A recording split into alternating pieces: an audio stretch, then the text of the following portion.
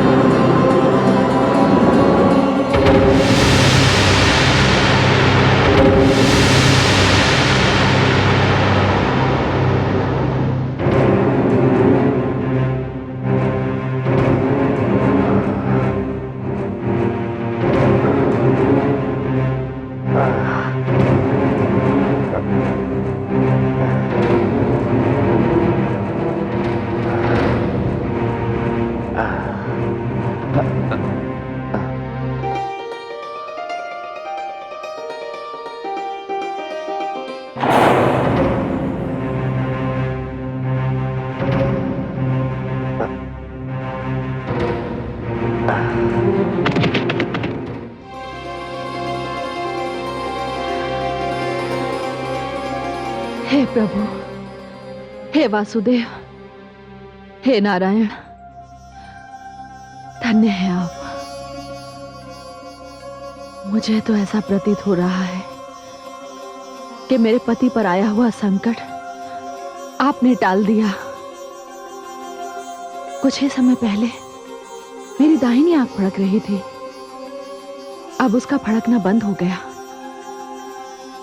प्रभु, एक आशंका ने मेरे मन को घेर लिया था, अब वो समाप्त हो गई।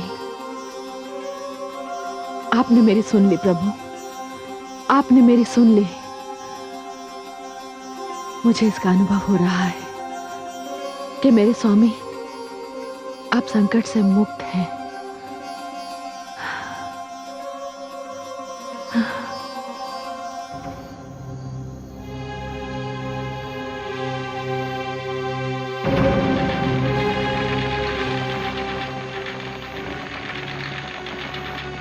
कितना भयानक झंझावात था। उसने तो हमारे शिविर को ही नष्ट कर दिया। पता नहीं ऐसे वातावरण में हमारे महाराज कहां होंगे। हमें उन्हें ढूंढना चाहिए।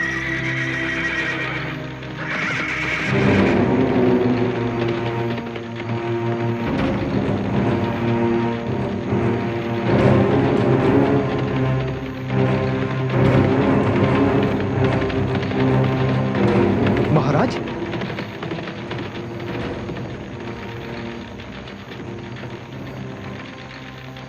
महाराज, आप तो पूर्णतया घायल हैं। ये क्या हो गया आपको? तुरंत उपचार की व्यवस्था हो। नहीं, इसकी कोई आवश्यकता नहीं। जो कुछ मेरे साथ घटा वो सब अचानक था। उसने मुझे कुछ सोचने का अवसर ही नहीं दिया। किंतु अब मेरी समझ में आ गया है कि इस घटना के पीछे किसका हाथ है। ये सारा का सारा बवंडर देवराज इंद्र का है। इससे पूर्व जो कार्य असुर किया करते थे, माया का प्रयोग, वो देवराज इंद्र ने मेरे साथ किया है। देवराज, सावधान! मैं आ रहा हूं और मैं ये विश्वास दिलाता हूं कि आपकी भांति मैं छल का प्रयोग नहीं करूंगा। आपके सामने मैं बल का प्रयोग करूंगा। सूर्य की प्रथम किरण के साथ मैं देवलोक पर आक्रमण करूंगा।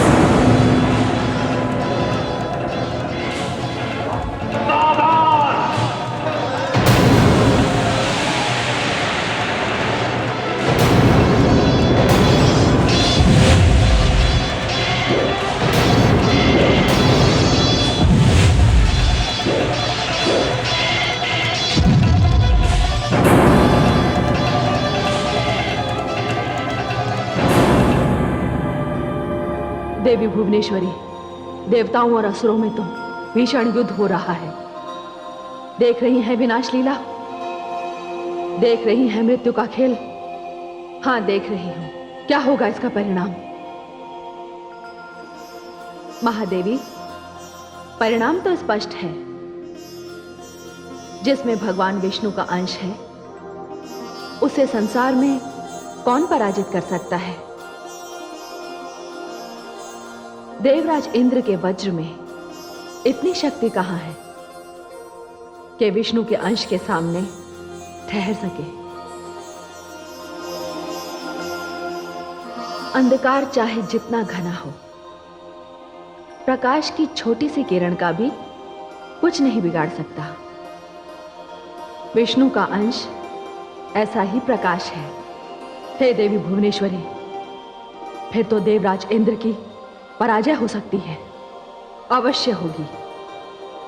हे आदिशक्ति, देवराज इंद्र तो सदैव ही पराजित हुए हैं। ये कैसे राजा हैं देवताओं के? राजा हैं इसीलिए अभिमानी हैं। देवताओं के राजा होने के कारण स्वयं को अधिक श्रेष्ठ समझते हैं।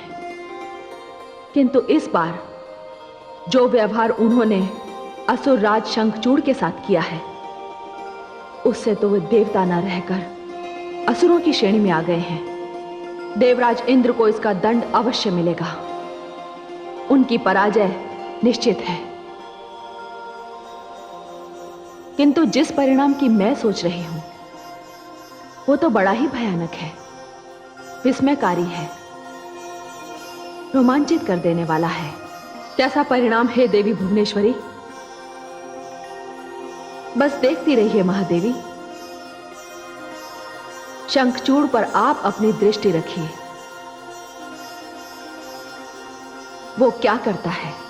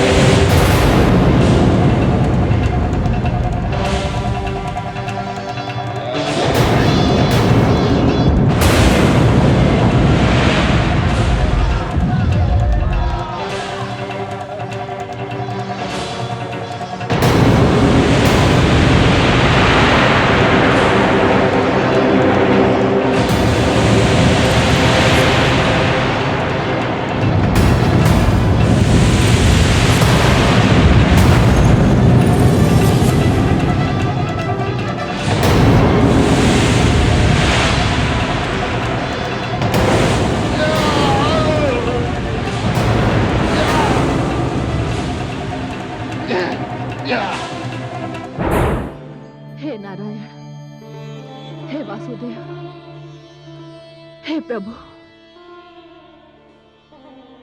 उनका ध्यान रखना, उन्हें संकटों से बचाना।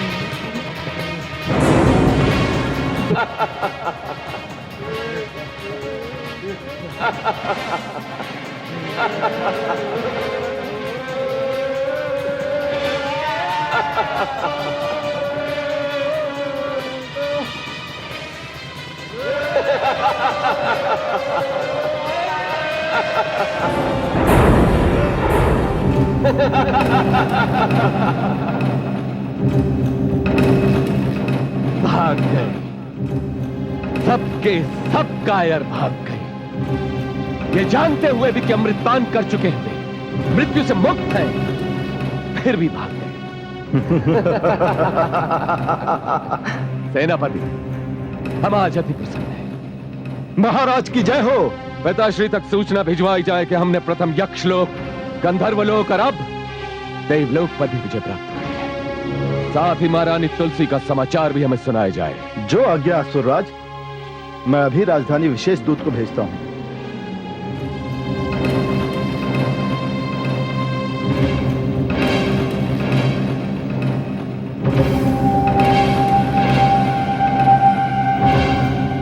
क्या दूत? ये समाचार सुनकर हम अति प्रसन्न हुए। जिस प्रकार शंखचूड़ अपनी विजय पताका फहराता हुआ आगे बढ़ता चला जा रहा है, उससे मुझे विश्वास हो गया है कि वो दिन दूर नहीं जब समस्त सृष्टि पर हम असुरों का राज होगा। और पुत्र शंखचूड़ ने यह भी सिद्ध कर दिया है कि हम देवताओं से अधिक बलवान और श्रेष्ठ हैं। जिस प्रकार आज सृष्टि में देवताओं की पूजा होती है, उसी प्रकार कल हम असुरों की पूजा होगी और तब देवता स्वयं हमारी पूजा करेंगे। हाँ, हमारी पूजा करेंगे। प्रणाम महारानी जी। महाराज का विजय संदेश लेके कोई विशेष दूत आपसे मिलने आया है। कहाँ है वो दूत? आज्ञा हो तो उसे भीतर ले आओ। हाँ हाँ, उसे आदर पूर्वक ले आओ। उसके पास मेरे प्राणेश्वर का संदेश है। उनके संदेश की आशा में ही मेरे प्राण टिके हुए हैं। जो आज्ञा महारानी। प्रभु, आपने मेरा व्रत स्वीकार करके मुझ पर बहुत बड़ा उपकार किया है। मेरे स्वामी की विजय यात्रा इसी बात की ओर संकेत करती है। प्रभु, प्रभु,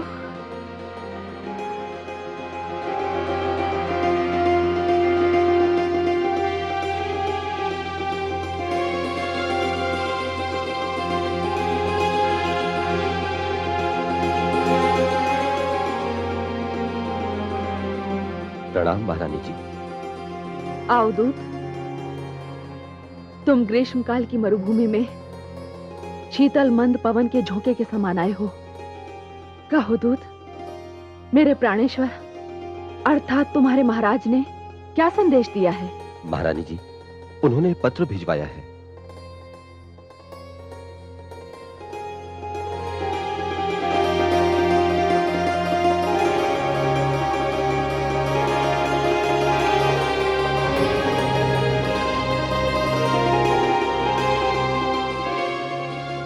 बताओ दूत, महाराज सकुशल तो हैं? इस युद्ध ने उन्हें कहीं घायल तो नहीं कर दिया? नहीं महारानी जी, आप निश्चिंत रहिए। गुरुदेव शुक्राचार्य ने जो खड्ग महाराज को भेंट किया है, वो अपना चमत्कार दिखा रहा है। चलते चलते महाराज ने मुझसे कहा कि मैं व्यक्तिगत रूप से आपके समक्ष उपस्थित होकर यह पत्र आपको दूं। अब मुझे आज्ञा दीजिए। यदि आप उत्तर भिजवाना उचित समझें तो मैं कल प्रातःकाल प्रस्थान करूंगा। दासी, इन्हें ले जाओ और इनके विश्राम की विशेष व्यवस्था करो।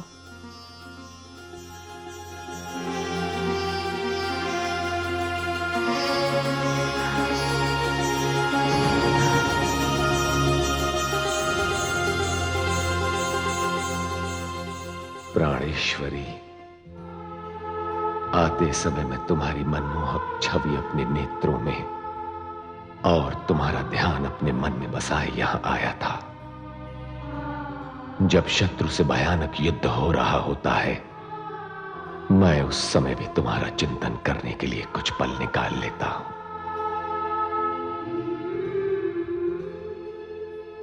सच पूछो प्रिय, तो तुम ही मेरी शक्ति हो।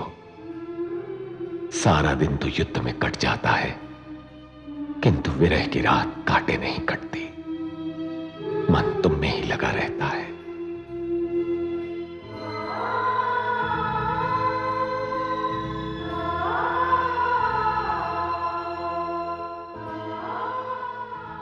हे स्वामी, हे प्राणवल्लभ, तुलसी के जीवन के आधार।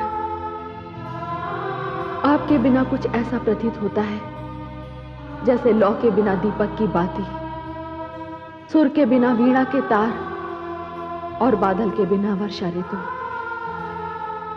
भय लगता है कहीं विरह के अश्रुओं में स्वयं ही न डूब जाऊं। आपके पत्र ने तो मेरे हृदय की तपती मरुभूमि पर वर्षा की फुहार का काम किया है, शीतलता प्रदान की है। आपको बधाई देती हूं एक के पश्चात एक मिलने वाली विजय पर, आपकी सफलताओं पर। आपने भी 6 मास का व्रत लिया है और मैंने भी 6 मास का व्रत ले रखा है। व्रत पूरा होते ही चले आइएगा। मैं तन से यहां हूं किंतु मेरा मन आपके साथ चला गया है। मेरी आंखें आपके सकुशल लौटने की प्रतीक्षा कर रही हैं। आपके दर्शनों की प्यासी, आपके चरणों की दासी तुलसी।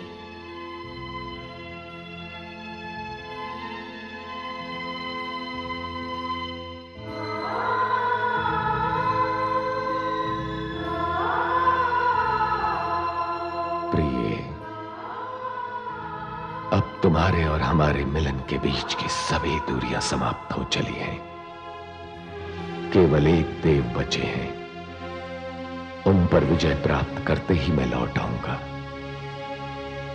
वैसे जिन्हें युद्ध के लिए मैं चुनौती देने जा रहा हूं, उन्हें आज तक किसी ने चुनौती नहीं दी। किंतु मैं तो शंखचूड़ हूं, कोई साधारण व्यक्ति नहीं। वैसे उस देव की भी बड़ी पूजा होती है और लोग उन्हें महादेव कहते हैं। मैं उनसे उनका कैलाश मांगने जा रहा हूं और उनसे युद्ध करके उनका कैलाश छीन कर ही रहूंगा। तुम्हारा शंखचूड़।